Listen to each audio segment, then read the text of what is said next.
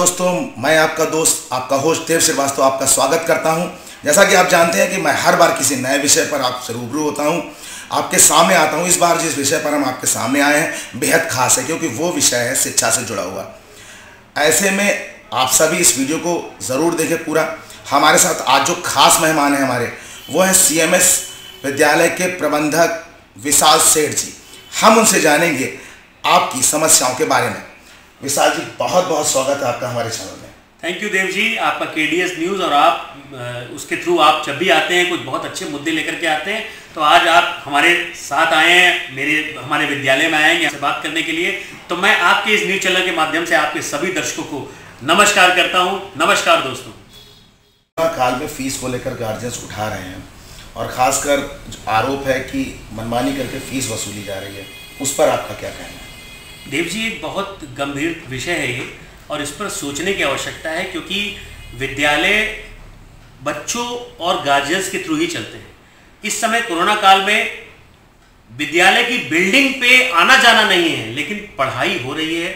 बच्चों को online classes के थ्रू वीडियो बना करके और भी टेक्निकल सपोर्ट देते हुए बच्चों की पढ़ाई जारी है। और आप जानते हैं कि एक वीडियो बनाने में कितनी मेहनत लगती है। और आज टीचर, वैसे तो स्कूल में वो सुबह 8 बजे से आता था और 2 बजे चला जाता था, इसी टाइम में उसको पढ़ाना पड़ता था, लेकिन अब पूरे दिन उसकी मेहनत है। वो वीडियो बनाता है, उसको एडिट करता है, उसके बाद फिर भेजता है, फिर बच्चे होमवर्क भेजते हैं, फिर उसकी चेकिंग करता है।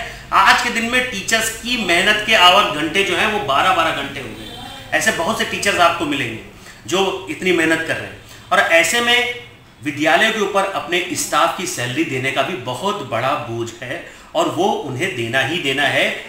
ऐसे में समाज को और सारे अभिभावकों को यह भी सोचना चाहिए कि वो टीचर जिसने उनके बच्चे को आज पढ़ाया, इस लायक बनाया, आज वो क्राइसिस में है, आज वो विद्यालय क्राइसिस में है, तो उन्हें इसका सपोर्ट भी करना चाहिए। हाँ, जो लोग प्राइवेट जॉब में थे या जिनका कोई बिजनेस था जो आज नहीं चल रहा है या कम चल रहा है, ऐसे लोग स्कूल में आए, अपनी एप्लीकेशंस लेकर के आए। हम लोग तैयार बैठे, सारे स्कूल वाले हैं कि अगर कोई ऐसा जेन्युइन केस आता है तो हम उसकी सपोर्ट जरूर करेंगे, उसको कहीं ना कहीं रिलैक्सेशन जरूर करेंगे। लेकिन इसकी आड़ में बहुत से ऐसे लोग भी आ रहे हैं जिनको प्रॉपर सैलरी मिल रही है, लेकिन वो भी फीस नहीं देना चाहते।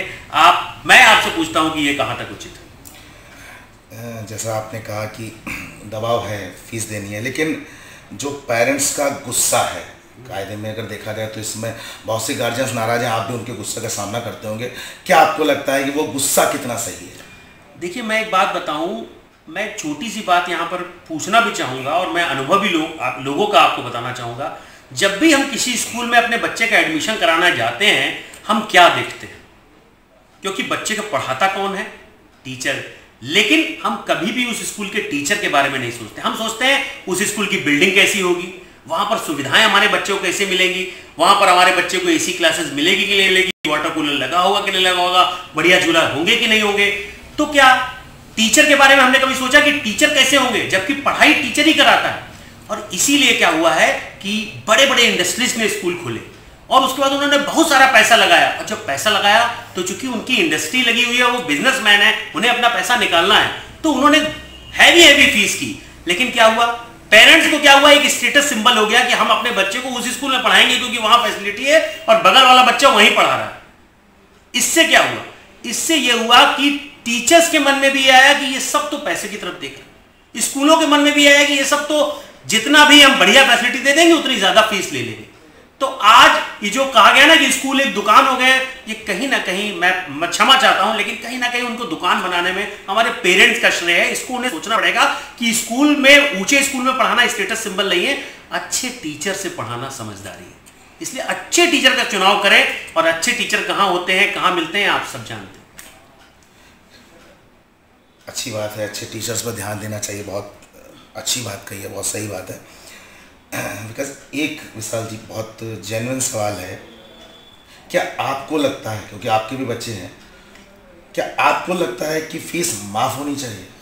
सर, फीस माफ़ नहीं होनी चाहिए। हाँ, अगर किसी की व्यवसायिक स्थिति ठीक नहीं है, किसी की आर्थिक स्थिति ठीक नहीं है, तो उसका कुछ सपोर्ट करना चाहिए। स्कूलों को भी और सरकार को भी सपोर्ट करना चाहिए, क्योंकि सरकार, ये प्राइवेट स्कूल्स हैं, इनकी सैलरी वगैरह सब इनको अपने लेवल पे देनी है। या तो सरकार कहे कि नहीं, हम आपका सारा खर्चा देने को तैयार है, और अगर सरकार नहीं दे सकती है तो फिर माफ करना औचित्य नहीं है, क्योंकि करोड़ों परिवारों का जीवन यापन का सवाल है।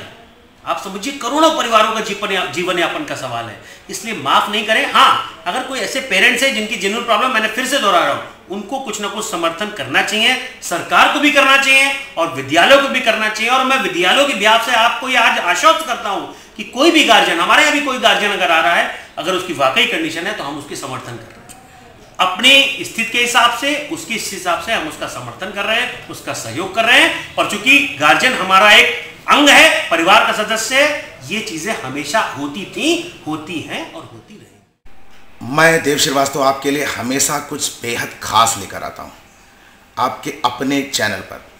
तो हमारे चैनल KDS को सब्सक्राइब ज़रूर करें, लाइक करें, अनलाइक करें, पर अपनी प्रतिक्रिया ज़रूर दें, क्योंकि आपके द्वारा किया गया हर कमेंट, हर टीका टिप्पणी हमारे उत्साह को बढ़ाती है, हमें सीखने का मौका देती है। तो ऐसे में हम आपसे फिर निवेदन करते हैं, बार बार निवेदन करते हैं कि हमारे चैनल को सब्सक्राइब करें और हमें अपनी प्रतिक्रिया किसी भी माध्यम से ज़रूर दें। आपसे जो मैंने सवाल किए वो गार्जियन से जुड़े हुए थे। एक बहुत बड़ी समस्या जो गार्जियन के सामने आ रही है वो ऑनलाइन क्लासेस की है, मोबाइल की है, इंटरनेट की है। इस समस्या को विद्यालय प्रबंधन कैसे देखता है, ये बड़ा सवाल है, इस पर क्या सोचते हैं? देखिए सर, आप बिल्कुल सही कह रहे हैं, ऑनलाइन क्लासेस में मोबाइल की समस्या, डाटा की समस्या सब आ रही है। लेकिन देखिए, एक चीज़ ये देखनी पड़ेगी, जो परिस्थितियां हैं हमें उसी हिसाब से अपने आप को थोड़ा सा ढालना पड़ेगा, ये समझदारी है। दूसरे, ऑनलाइन क्लासेस जैसे मैं अपने यहाँ करता हूँ, हमारे बहुत से स्कूल वालों ने किया है, हम लोग सुबह सिर्फ 8 से 10 ऑनलाइन 2 घंटे की क्लास चलती है, उसमें 3 पीरियड उनके चलते हैं, हर सब्जेक्ट का वीक में 3 डेज पीरियड चलता है। अब देखिए, जो भी बिजनेसमैन है उसको भी 10 बजे के बाद ही अपने बिजनेस में जाना है, जो सर्विस क्लास है उसको भी 10 बजे के बाद भी जाना है। तो अगर उनके यहाँ मोबाइल 1 या 2 हैं तो वो बच्चों के आराम से काम आ सकता है। दूसरे, बहुत लंबी ऑनलाइन क्लासेस नहीं होनी चाहिए। अगर 3 डेज एक सब्जेक्ट की क्लास चल रही है अल्टरनेटिव्स में और बच्चे को सिर्फ 2 घंटे सुबह पढ़ना पड़ रहा है, उसके बाद वो होमवर्क दे दिया गया, वो शाम को जब उसके पेरेंट्स आए तब वो होमवर्क व्हाट्सएप ग्रुप में डाल दें, तो मेरे ख्याल से बच्चे को दिन भर रिलैक्स भी मिलेगा ऑनलाइन क्लास के लिए। उसके बाद मोबाइल भी होगा, सुबह डाटा भी अच्छा मिलता है और साथ में बच्चे को शाम को होमवर्क देना है, तो दिन भर उसके पास होमवर्क करने का टाइम है और प्लस वो अपने तरीके से अपनी पढ़ाई कर सकता है। तो इस तरीके से लेना पड़ेगा, क्योंकि कहीं ना कहीं इसका सोल्यूशन तो हम आप बैठ के ही निकालेंगे, गार्जियन और स्कूल मिलकर।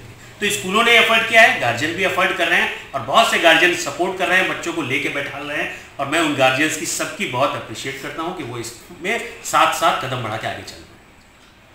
साथ साथ कदम बढ़ाकर चलना चाहिए, तभी शिक्षा को आगे बढ़ाया जा सकता है। जो विशाल भैया ने बात की, बहुत अच्छी बात थी। विशाल भैया, अंतिम सवाल हमारा, स्कूलों को जो खुलने को लेकर अभी कई तरह के कयास लगाए जा रहे हैं, गार्जियंस भी लगा रहे हैं, शायद मुझे लगता है आप लोगों के मन में भी बहुत से असमंजस होंगे, तो सरकार से क्या डिमांड कर रहे हैं, क्या चाहते हैं कि सरकार ऐसा क्या करे जो आपको और गार्जियंस दोनों को रिलैक्स में? देखिए, मेरी सरकार से हाथ जोड़ के विनती है कि स्कूलों के खुलने पर वो एक स्टैंड ले, निश्चित स्टैंड ले। देखिए, अगस्त में खुलेंगे, सितंबर में खुलेंगे और वैक्सीन आ जाएगी, ये सब हम जानते हैं कि उस आने के बाद भी स्थितियां इतनी जल्दी नॉर्मल नहीं होंगी। सरकार को ये करना चाहिए कि स्कूल साल भर ऑनलाइन क्लासेस चलाएंगे, होम एग्जामिनेशन स्कूल ले सकते हैं, ऑनलाइन एग्जाम लेंगे, इवन बोर्ड के एग्जाम भी सरकार ऑनलाइन करा सकती है। ये चीज़ें अगर डिक्लेयर हो जाए, स्कूल के सामने परिस्थितियां क्लियर हो जाए कि साल भर स्कूल नहीं क्लोज होंगे, मतलब खुलेंगे नहीं, तो हम लोग भी अपने टीचर के साथ बैठें, अपने सारे खर्चों को कैसे हम मीट आउट कर सकते हैं इस पर देखें, और फिर हम एक बड़ा फैसला लें कि हम अपने गार्जियन को कैसे रिलैक्सेशन दे सकते हैं। क्योंकि आज अभी कहा जाता है अगस्त में स्कूल खुलेंगे, तो हम टीचर्स को ना हटा सकते हैं, ना ही उनसे कुछ सैलरी के लिए कह सकते हैं, सारे खर्चे हमारे ऐसे ही हैं। लेकिन अगर हमें साल भर का पता लग जाए कि ऐसा होगा, तो फिर हम मेंटली अपने आप को प्रिपेयर करें, अपने खर्चों में कटौती करें, उसी हिसाब से अपने गार्जियन की फीस में भी रिलैक्सेशन करें, ताकि उनको भी फायदा हो, हमें भी हो, और हमारा टीचर्स भी इसमें सुकून से रह सके। बहुत बहुत धन्यवाद विशाल भाई आपका हमसे बात करने के लिए, जिस तरह की समस्याओं पर जिन पर आपने जानकारी दी, बहुत अच्छा लगा। मुझे लगता है कि सारे जो हमारे व्यूअर्स होंगे, कहीं ना कहीं वो सभी गार्जियंस हैं, अभिभावक हैं, उन सबको उनकी समस्याओं के जवाब मिले होंगे।